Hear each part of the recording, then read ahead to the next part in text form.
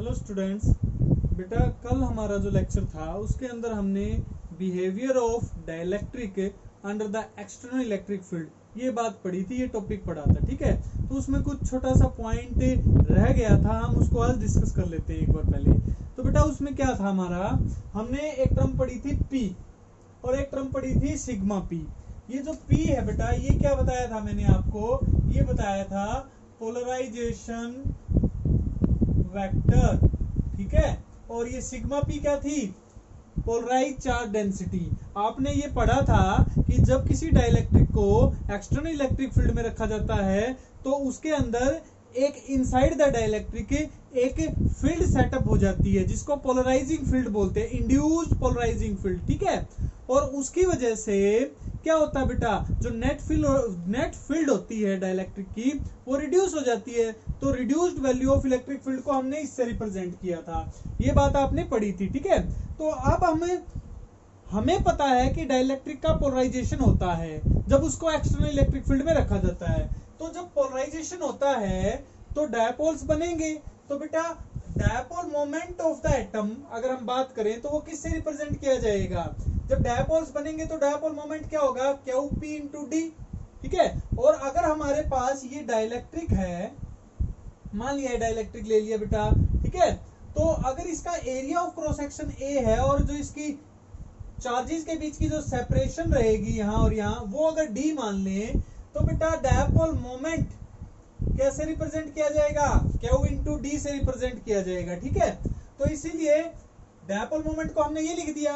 अब हमें ये भी पता है कि जो चार्ज है वो चार्ज किस पे डिपेंड करता है बेटा, पोलराइजिंग डेंसिटी और एरिया ऑफ क्रॉस सेक्शन पर डिपेंड करता है। तो क्यू पी का मान क्या आ जाएगा, सिग्मा पी इंटू ए आ जाएगा। ठीक है, तो यहां से हमारे पास जो इंड्यूस्ड डायपोल मोमेंट जो बनेगा टोटल, वो टोटल पूरे डाइलेक्ट्रिक का क्या बन जाएगा बेटा, sigma P into area into D. यहाँ पे रख दिया हमने, तो सिग्मा पी इंटू वॉल्यूम आ गया ये आपका क्वेश्चन में। तो अब हमारे पास बात थी पोलराइजिंग वेक्टर की और इस डेंसिटी के रिलेशन को डेवलप करना। तो बेटा यहाँ पर पोलराइजिंग वेक्टर को कैसे रिप्रेजेंट करते हैं हम, मैंने आपको डेफिनेशन बताई थी कि polarizing vector is defined as induced dipole moment per unit volume.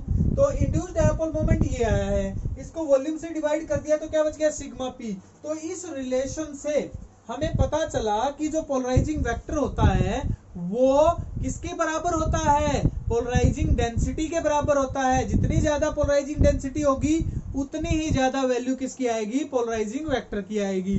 तो एक तो ये टर्म हमने छोटी सी पढ़नी थी। दूसरी हमारे पास एक टर्म हमने पढ़ी थी बेटा के को हमने बोला था डाइलेक्ट्रिक कांस्टेंट। ठीक है, और एक टर्म हमने पढ़ी थी एक्साई। ठीक है, एक्साई को हमने क्या बोला था, इलेक्ट्रिकल ससेप्टिबिलिटी या इलेक्ट्रोस्टैटिक ससेप्टिबिलिटी भी बोला था हमने। तो इन दोनों के बीच में क्या रिलेशन डेवलप होती है वो भी हमें पढ़ना है। देखिए बेटा, जैसा कि हमें पता है, ये मैंने आपको पहले भी बताया कि जब डाइलेक्ट्रिक को एक्सटर्नल इलेक्ट्रिक फील्ड में रख दिया जाता है तो उससे उसका पोलराइजेशन होता है। तो ये तो मान लिया एक्सटर्नल इलेक्ट्रिक फील्ड है, और ये जो इंड्यूस्ड पोलराइजिंग फील्ड थी वो है। तो इससे क्या होता है आपको ये भी पता है कि इससे हमारी जो नेट फील्ड होती है वो रिड्यूस हो जाती है। तो रिड्यूस्ड वैल्यू ऑफ फील्ड कैसे लिखी जाएगी, वो ये थी, ये पढ़ लिया था आपने।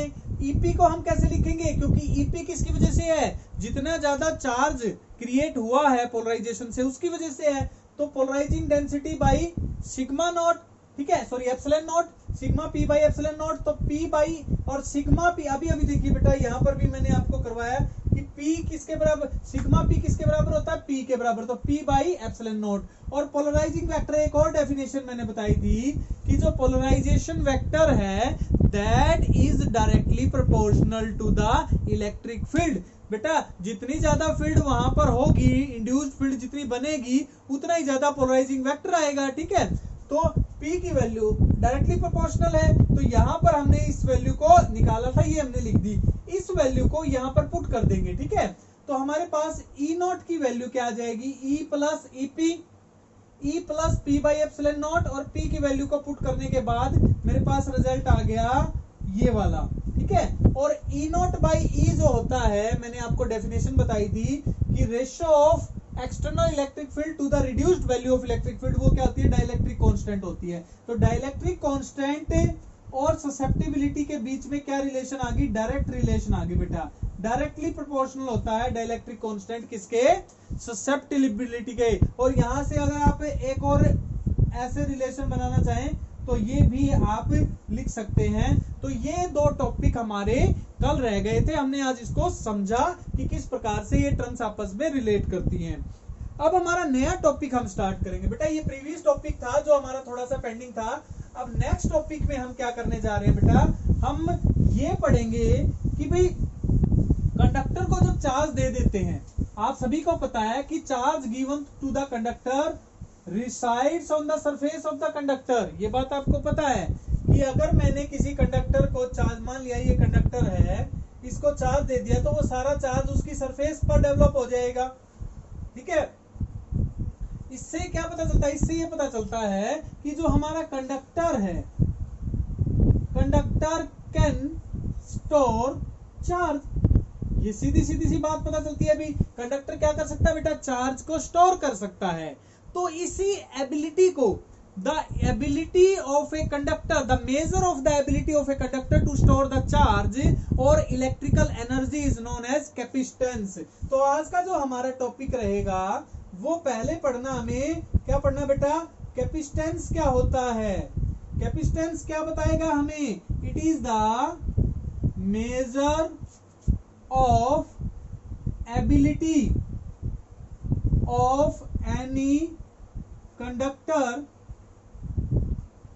टू स्टोर इलेक्ट्रिकल चार्ज कह सकते हैं, या फिर हम एनर्जी भी कह सकते हैं। इलेक्ट्रिकल एनर्जी या चार्ज को स्टोर करने की जो कैपेसिटी होती है, एबिलिटी जो होती है किसी कंडक्टर की, वो उसका कैपेसिटेंस कहलाता है। ये प्रॉपर्टी है किसकी, कंडक्टर की। ठीक है बेटा, तो ये आपको समझ में आई, यहां से समझ में आ गया।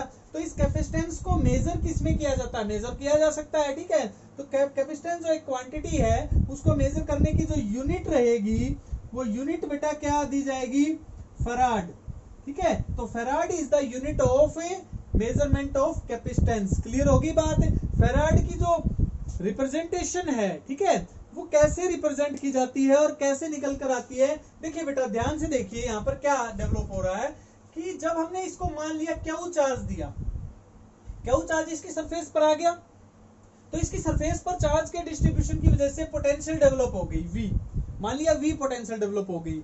तो हमने क्या पाया, इस जब घटना को, परिघटना को देखा, इस फिनोमिना को हमने देखा, तो हमने ये पाया कि charge given to the conductor Q is directly proportional to the potential developed on the surface of the conductor। ठीक है, कि जितना चार्ज दिया उतना ही ज्यादा क्या डेवलप हो गया बेटा, पोटेंशियल डेवलप हो गया। ठीक है, तो इसीलिए Q इज इक्वल टू क्या हो जाएगा, यहाँ पे कांस्टेंट ऑफ प्रोपोर्शनलिटी आ जाएगा C इंटू वी। क्या आ जाएगा, C इंटू वी। तो ये जो C है ये एक कांस्टेंट ऑफ प्रोपोर्शनलिटी है और इसी को हम क्या बोलेंगे, कैपेसिटेंस। क्या बोलेंगे बेटा, कैपेसिटेंस बोलेंगे। ठीक है, तो कैपेसिटेंस क्या बताता है हमें, ध्यान से देखिए बेटा, कैपेसिटेंस हमें क्या बताता है। ठीक है, अब इसको मैथमेटिकली समझना भी जरूरी है। आपने डेफिनेशन समझ ली, अब इसको मैथमेटिकली एनालाइज करने की एक्चुअल में कोशिश कीजिए कि अगर कोई भी कंडक्टर है उसका पोटेंशियल 1 यूनिट रेज कर दिया जाए, कैसे रेज होगा, पोटेंशियल कैसे बढ़ता बेटा, आपको पता है कि पोटेंशियल का फार्मूला एट एनी पॉइंट क्या होता था, 4 pi epsilon not into R. इसका मतलब पोटेंशियल किसी पॉइंट, फिक्स पॉइंट पर, ये फिक्स पॉइंट पर ये वैल्यू फिक्स हो जाएगी। तो पोटेंशियल डायरेक्टली प्रोपोर्शनल है किसके, चार्ज के बेटा। तो जितना ज्यादा चार्ज दोगे उतना ही ज्यादा पोटेंशियल डेवलप होगा। ठीक है, अगर हम इस पोटेंशियल को 1 यूनिट राइज करना चाहते हैं, ठीक है, इसकी वैल्यू को 1 यूनिट ले लेते हैं, तो C इज इक्वल टू क्या हो जाएगा, Q के बराबर आ जाएगा। तो डेफिनेशन क्या बनी यहां से, capacitance is defined as the amount of charge.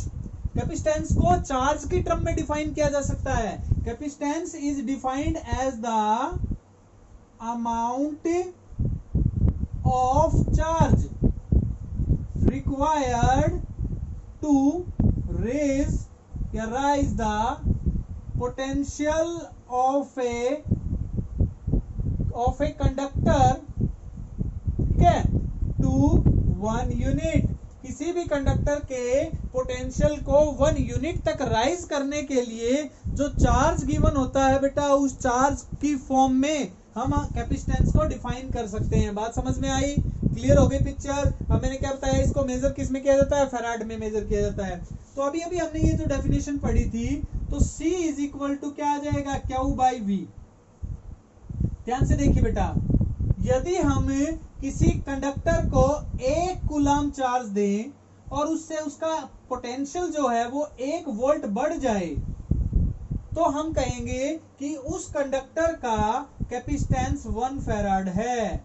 बात समझ में आई? तो 1 farad is the capacitance of a conductor, ठीक है, to whom 1 coulomb is charged is given to the conductor to raise its potential through 1 volt।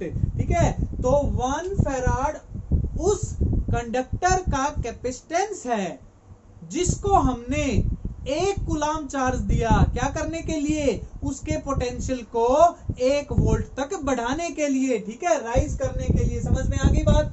इसके अलावा भी इसकी अदर यूनिट्स हैं। इसके अलावा 1 माइक्रो फैराड यानी कि 10⁻⁻6 farad, 1 nano farad 10⁻⁻9 farad, 1 pico farad 10⁻⁻12 farad.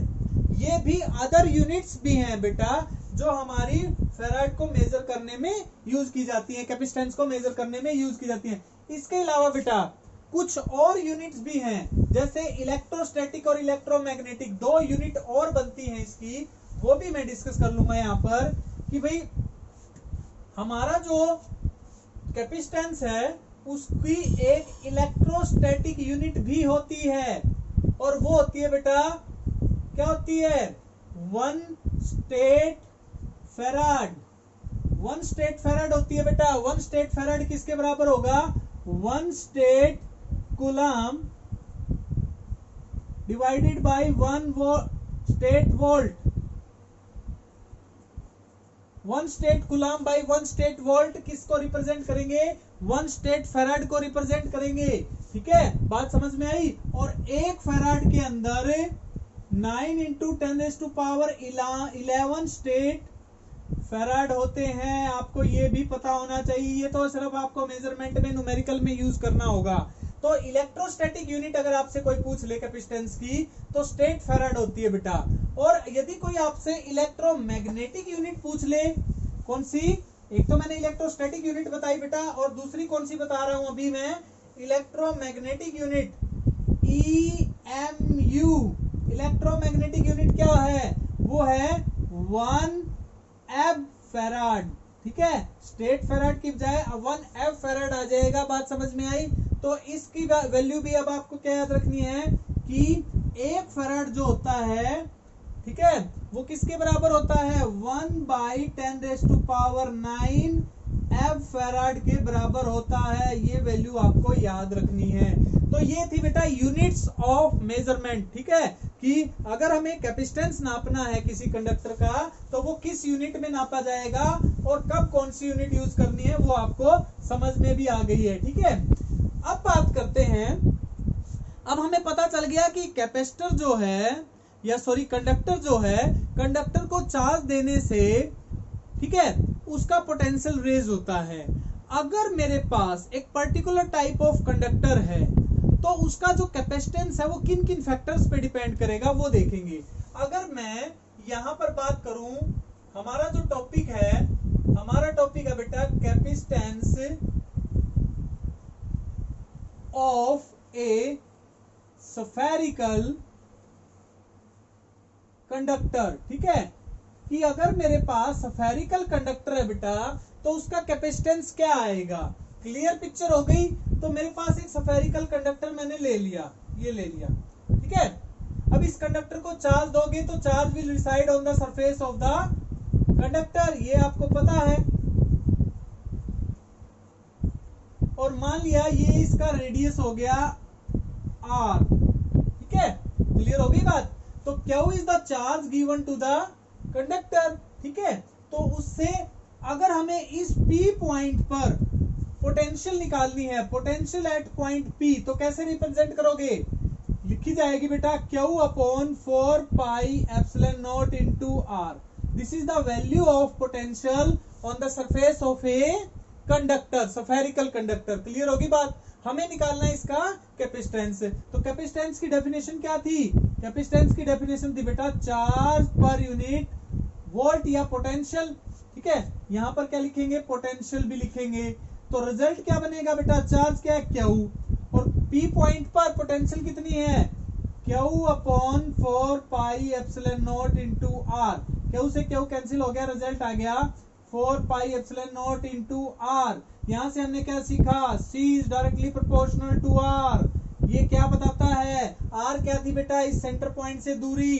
तो जितना बड़ा कंडक्टर होगा, लार्जर द साइज ऑफ, इससे क्या पता चलता हमें? इससे पता चलता है larger the size of conductor, ठीक है, लार्जर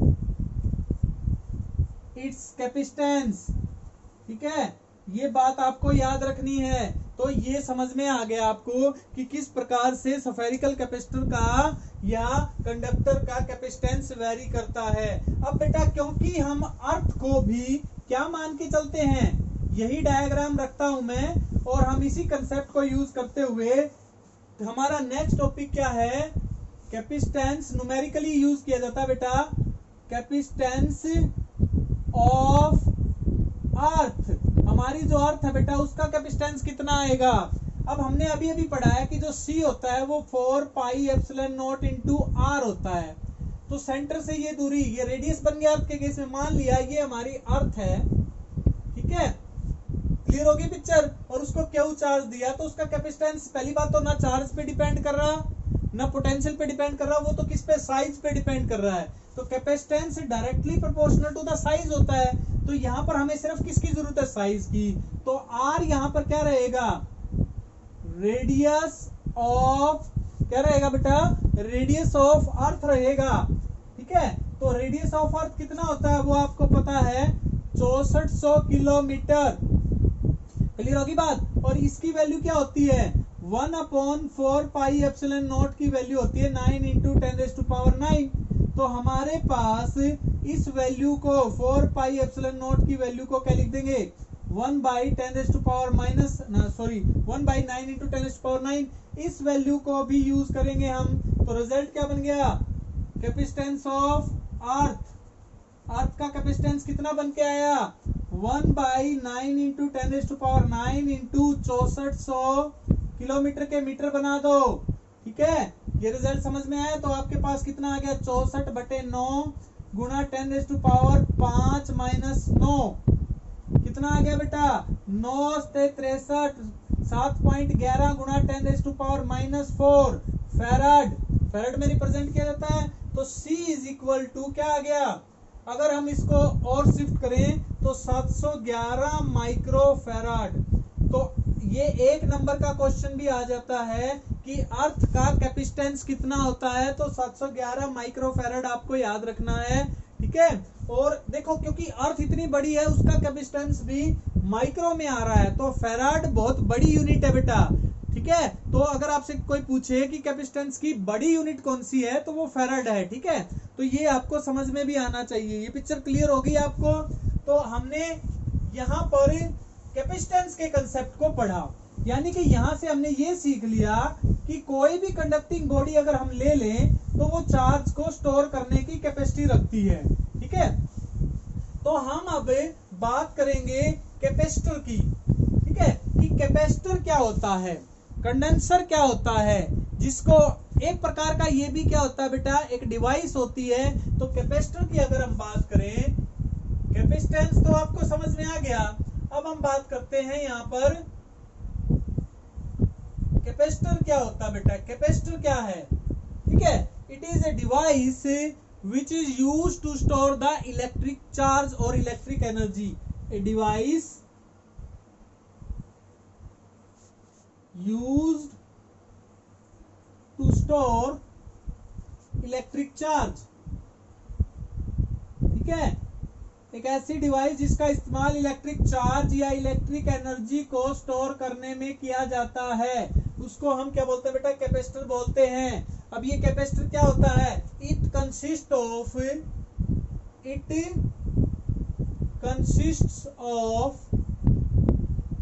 टू कंडक्टर्स। कैसे बनता है बेटा, ये दो कंडक्टर से मिलकर बनता है, टू कंडक्टर्स, ठीक है, ऑफ एनी शेप, किसी भी शेप के हो सकते हैं,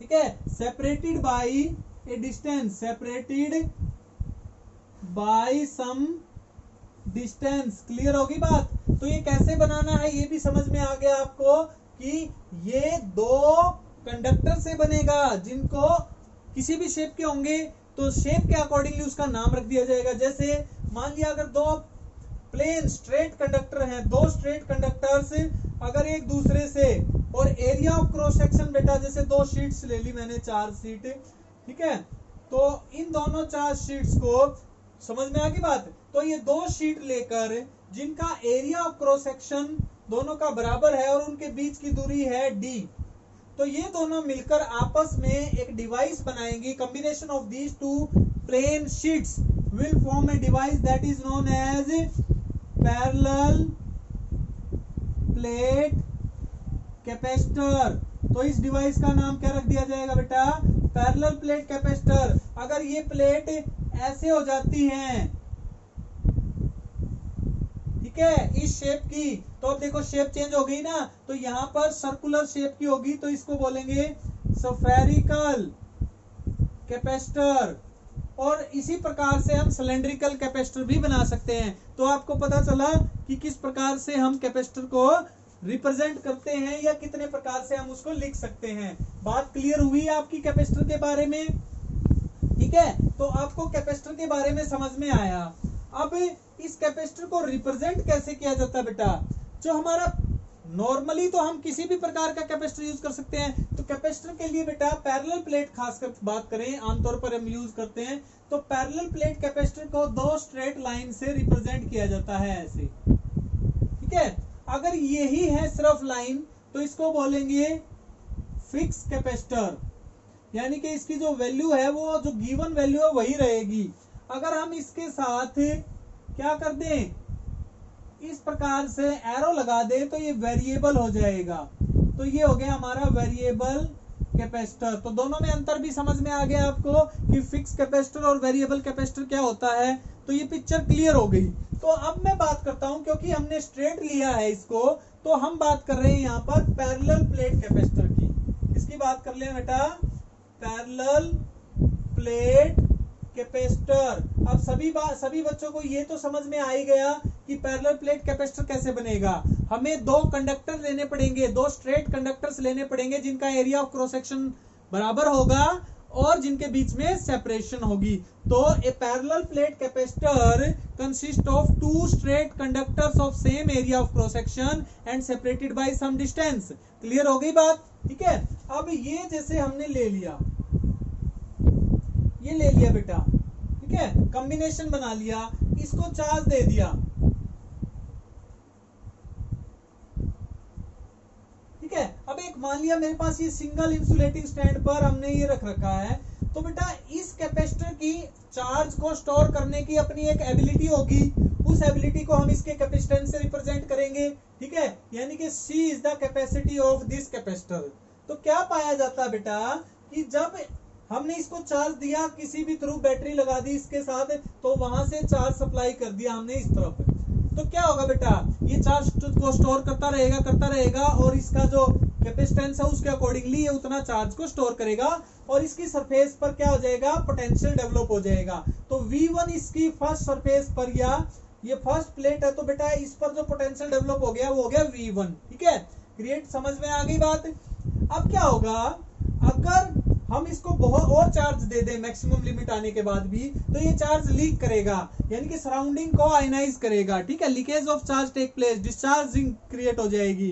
तो अब हम क्या कर सकते हैं बेटा, इसको और चार्ज नहीं दे सकते। मान लिया ये कंप्लीटली चार्ज हो गया है, ठीक है। अब बात करते हैं कि जब मैं इसके पास एक और अनचार्ज, एक और बेटा सेकंड प्लेट लेकर आता हूं, ये अनचार्ज है, तो इंडक्शन की घटना होगी। आपने पढ़ा था ना, इलेक्ट्रोस्टैटिक इंडक्शन भी होता है। एक तो कंडक्शन की घटना होती है, इंडक्शन की घटना। तो इंडक्शन की वजह से क्या होगा, इस प्लेट के इस कोने पर क्या आ जाएगा, नेगेटिव चार्ज, और इस तरफ क्या हो जाएगा, पॉजिटिव चार्ज डेवलप हो जाएगा ड्यू टू इंडक्शन। बात समझ में आई? ठीक है। और यदि मैं इसको ग्राउंड कर दूं, अर्थिंग कर दूं इसकी, तो ये सारा पॉजिटिव चार्ज ग्राउंड में चला जाएगा। क्लियर होगी पिक्चर? ये समझ में आई? तो हम दो प्लेट्स के कॉम्बिनेशन को लेकर, यानी कि combination of two conducting plates can increase, यहां से क्या हुआ बेटा, इंडक्शन से इस पर नेगेटिव चार्ज आ गया, तो अब हम इसको और चार्ज दे सकते हैं, दे सकते हैं ना। और इसकी पोटेंशियल कितनी रहेगी, V2 रहेगी। क्लियर होगी बात? तो इन दोनों के बीच में एक बात याद रखना, जितना पॉजिटिव पोटेंशियल प्लेट 1 पर होगा उतना ही नेगेटिव पोटेंशियल प्लेट 2 पर होगा। तो अगर इनका डिफरेंस निकाला जाए तो ओवरऑल ये क्या रहेगा, पोटेंशियल डिफरेंस 0 रहेगा। क्या रहेगा बेटा, 0 रहेगा। लेकिन अगर हम इनकी डेंसिटी वाइज बात करें तो, लेकिन आपको पता ना ऐसे कैंसिल नहीं होता पोटेंशियल डिफरेंस, क्योंकि इनके बीच में सेपरेशन है। ठीक है, तो हम इस पोटेंशियल डिफरेंस को किससे रिप्रेजेंट करेंगे, V से। ठीक है, तो हमारे पास अगर इलेक्ट्रिकली देखा जाए, electrically both plates are having equal and opposite charge, same amount of potential है, तो नेट पोटेंशियल 0। क्लियर होगी बात? लेकिन इस पोटेंशियल डिफरेंस को मानेंगे कैसे, हमें V1 माइनस V2 से रिप्रेजेंट करेंगे। तो V1 minus V2 is the potential difference between plates, जो पैरेलल प्लेट्स थी उनके बीच का पोटेंशियल डिफरेंस हो गया। क्लियर होगी बात? और ये पोटेंशियल डिफरेंस किस वजह से आया, चार्ज की वजह से आया। ठीक है, और Q क्या मान लिया बेटा, Q is the charge given to plate. ठीक है, तो इससे क्या होता है, जब हम बैटरी को हटा देते हैं उसके बाद भी ये एक परमानेंट पोटेंशियल का डिफरेंस डेवलप हो जाता है। तो हमने क्या पाया कि ये जो पोटेंशियल का डिफरेंस है ये डायरेक्टली प्रोपोर्शनल है किसके, उस चार्ज के जो इसमें दिया गया था। ठीक है, तो यहां से हमने Q is equal to CV का फॉर्मूला डेवलप किया था। बात समझ में आई? तो ये फॉर्मूला इसके लिए भी लागू होगा। क्लियर हो गई पिक्चर? यहां पर आपको समझ में आ गया कि किस प्रकार से हमारा चार्ज और पोटेंशियल डिफरेंस के बीच का रिलेशन होता है। ठीक है, यहां पर हमने क्या बना दिया, यहां पर हमने एक पैरेलल प्लेट कैपेसिटर बना दिया। और पैरेलल प्लेट कैपेसिटर किस प्रिंसिपल डिसाइड पर काम करता है कि अगर हम एक इंसुलेटिंग कंडक्टर ले लें और दूसरा ग्राउंडेड कंडक्टर ले लें, और एक प्लेट को यदि हम चार्ज देते हैं तो इंडक्शन की वजह से दूसरी प्लेट पर अपोजिट चार्ज डेवलप हो जाता है, जिसकी वजह से दोनों प्लेट्स में एक पोटेंशियल डिफरेंस डेवलप हो जाता है। और इस चार्ज के डिफरेंस की वजह से, due to this difference of charge, now an electric field is set up.